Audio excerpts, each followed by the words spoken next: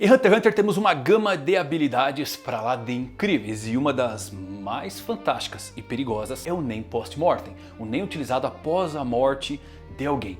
E finalmente podemos descobrir qual é o Nen Post-Mortem mais avassalador de toda a série e ele vai te surpreender. Fala galera, Evandro Fusari com mais um vídeo pra vocês, como é que vocês estão? Espero que todos vocês estejam maravilhosamente bem, trazendo um vídeo hoje muito legal, hein? O maior Nen Post-Mortem de toda a série. Perigoso pra caramba porque pode dominar o mundo inteiro. Pois é, estou falando aqui do primeiro rei de Kakin e o início da Guerra de Sucessão. O cara criou um sistema fantástico, incrível e perigoso, que se replicarem nos tempos atuais, a humanidade acaba.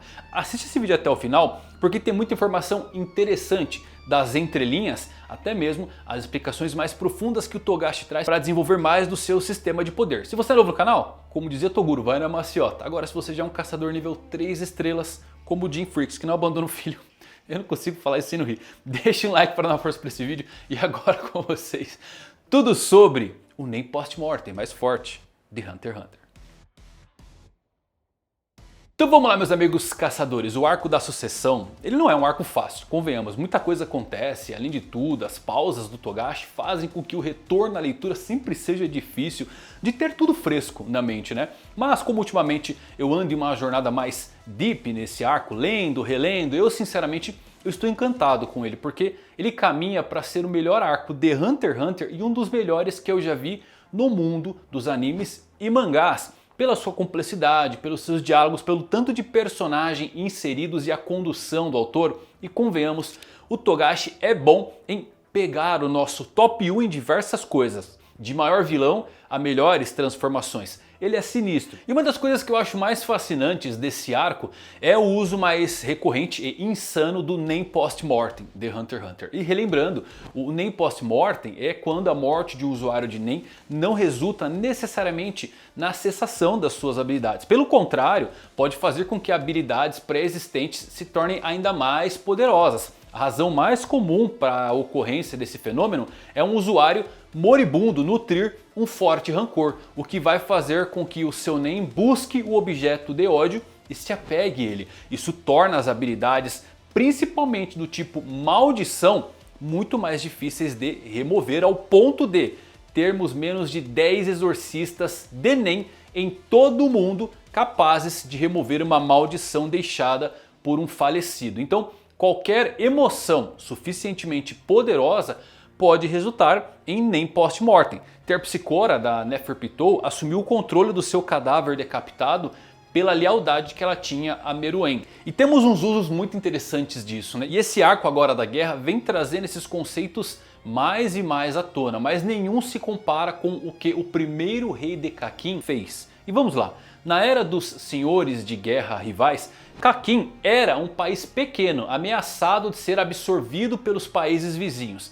Nessa época descobrimos que o primeiro rei de Kakin conjurou a urna da semente, inspirado pela toxina de verme, que é um ritual antigo onde jogavam vários insetos venenosos para se matarem e acreditavam que isso gerava o veneno mais mortal já criado. A urna da semente segue o mesmo princípio, mas o rei não fez com que insetos lutassem entre si, e sim seus próprios filhos. Uma guerra para a disputa de sucessão do trono, que é a base para Kakin se tornar a superpotência que é hoje. E isto nos leva que o primeiro rei de Kakin pode ser o melhor e maior conjurador que já vimos em Hunter x Hunter, se a urna surgiu dessa forma. Na antiga Kakin, inclusive existia uma tradição de que os príncipes que não conseguiam se tornar reis eram enterrados com um sacrifício para evitar que eles se tornassem fantasmas vingativos, meio Jujutsu Kaisen aqui, né? Mas para evitar que eles se tornassem fantasmas vingativos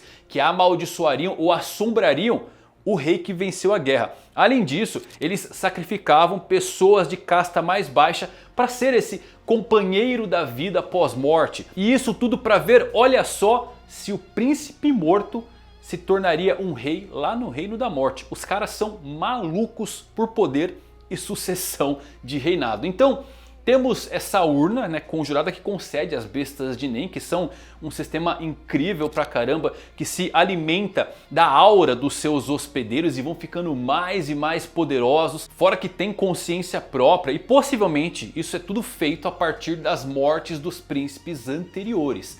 Aí temos os tesouros de Kakin, né? A múmia é outra coisa insana, porque é fortemente implícito que a Ancorita de Lotus é responsável pela barreira que mata os príncipes que tentam escapar. E a espada dos bons agouros deve terminar o concurso de sucessão. Inclusive eu acho que atualmente o rei Nasubi é imortal, tá? E a espada tem que ser usada para matar o velho rei e talvez herdar algum tipo de poder dele e dos príncipes mortos através daquela sala dos 14 caixões. Então, notem que desde o início Kakin era um pequeno país, mas após a Guerra de Sucessão passou de um país fraco, quase engolido, a uma superpotência, tornando-se inclusive atualmente um dos 6 grandes, entrando para o V6 e ainda encabeçando como sendo pioneiros para explorar o continente escuro. E se um príncipe vencer essa guerra agora, isso partindo do pressuposto que a guerra termine, tá? Porque eu acho difícil, dado a tanta de variáveis que tem dentro do navio. Kuroro querendo roubar os tesouros,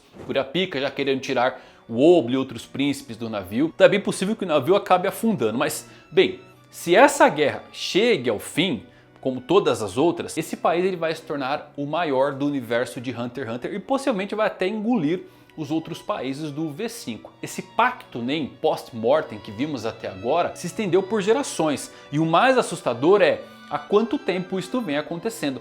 Quantas vidas foram sacrificadas? Quantos príncipes tentaram interromper a guerra de sucessão para sobreviver e acabaram mortos e sendo absorvidos pela urna? É meio aterrorizante pensar nisso. Uma das coisas que me intriga é, a urna contém todos os príncipes que já morreram ou será que somente os anteriores? E se tiver todos, significa que continua ali prevendo o acontecimento da futura guerra de sucessão? Eu acho que isso tem uma grande possibilidade de ser verdade e é extremamente mórbido. Então, desenvolver seu país depois da sua morte a eras a ponto de torná-lo uma superpotência na era moderna deve ser um dos feitos mais insanos de Nen post-mortem que já vimos, tá? Claro que você pode contra-argumentar se o ritual realmente garantia a prosperidade do país.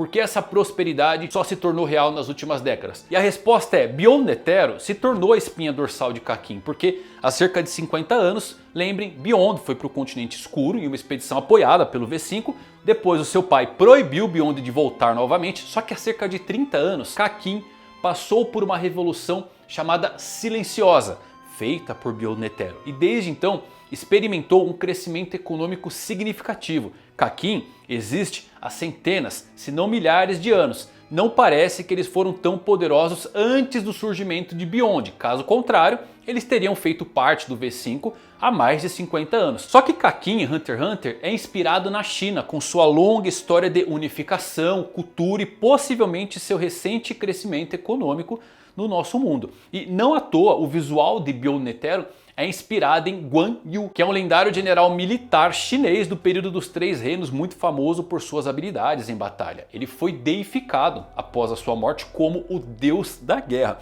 Então Beyond definitivamente teve um papel na Revolução Silenciosa e para Kakin se tornar parte do V6. Mas eu tenho forte impressão de que foi a Guerra de Sucessão que atraiu o Beyond para Kakin, e por isso agora ele manipula os jogos colocando um príncipe como seu filho e tantos outros filhos como bombas relógio para matar os outros concorrentes dessa guerra. Então esse tipo de codificação Nen feita pelo primeiro rei Kakin, na minha opinião só perde para a Ilha da Ganância, tá? Mas eu ainda acho que acaba sendo superior porque funciona como Nen post-mortem e fica se renovando. São coisas distintas, mas são feitos realmente impressionantes. O Jin mesmo, para fazer Ilha da Ganância, ele precisou de mais 10 pessoas para criar e manter a ilha funcionando, né? Adicionar componentes externos a um sistema que de outra forma seria totalmente interno, certamente parece uma troca justa por tamanho, escala e potência. Mas a feita aqui pelo primeiro rei de Kakin é inteiramente baseada em sacrifícios de milhares, talvez milhões de vidas, né? O próprio navio Baleia Negra tem uma apresentação dizendo que carrega 200 mil sacrifícios. Isso só nessa geração da guerra. Imaginem a soma de todas as pessoas que já morreram ao longo desses séculos, né? O que eu mais gosto, galera, do Nen é porque ele acaba sendo enraizado muito na natureza humana. E Hunter x Hunter ilustra de uma forma quase que viva essa misantropia que todo ser humano possui em algum nível.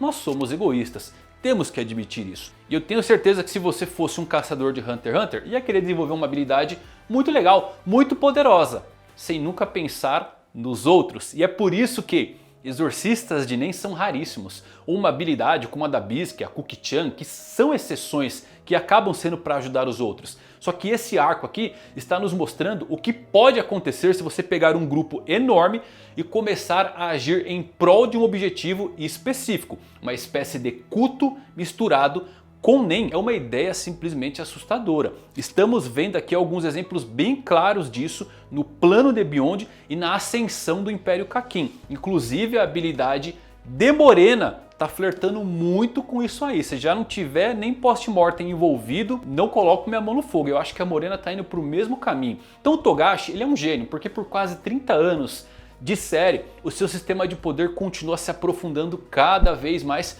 E claro, ficamos deslumbrados com Hisoka mandando o último pulsar no seu coração com a sua Bandgun, ou Camila ativando o seu gato que viveu 1 milhão de vezes. Mas ver um país inteiro alcançando o status de potência mundial através de sacrifícios reais é de longe o maior uso de Nen post-mortem que já vimos dessa série. Muito interessante, né, galera? Como é que eles conseguem manter, como é que funciona de fato essa... A gente vai ter que ter uma explicação, mas está tudo envolvido com sacrifícios, com aquele caixão. Talvez as bestas que a gente está vendo aqui agora são os príncipes das guerras anteriores transformados inteiramente nisso. E é absurdo pensar uma coisa dessa. Os caras já colocam o próprio filho para se matar e ainda transformam em bestas, em monstros. Então é interessante ver toda essa ascensão que Kakin tem por conta da Guerra de Sucessão. E o Beyond, ele que orquestrou como um general de fato, ele foi chamado inclusive assim, ele moldou o Kakin para virar a potência que é hoje, mas tudo interessado na Guerra de Sucessão. Não à toa ele tem um filho aí participando, né? Ou não, vários filhos, e ele tá só movendo as peças de xadrez. O grande problema agora é Kuroro, que quer roubar esses tesouros aí para aumentar os seus poderes, e eu acho que ele vai conseguir, porque pelo menos a Lotus tem que sair para conseguirem fugir. E o Kurapika já tá tentando ali tirar o Obli do navio. O bicho vai pegar. Eu acho que é a última guerra de sucessão. Teremos um vencedor? Se tiver, o mundo tem que temer. Porque quem garante que esses sacrifícios não aumentem mais e mais? Não é verdade? Mas acho que não. Nossos protagonistas vão conseguir parar isso. Uma pena que muita gente vai morrer no processo. Lembra? 200 mil sacrifícios nesse navio. Vai afundar com toda certeza. E você, tem alguma teoria sobre isso? Do Nen post-mortem? Como funciona de fato a urna, a adaga e a múmia? Coloque aqui nos comentários, quero saber o que você pensa. Se gostou desse vídeo, deixa um like, que só assim eu sei que você gostou, entendeu? Até a próxima, valeu por assistirem. Fui!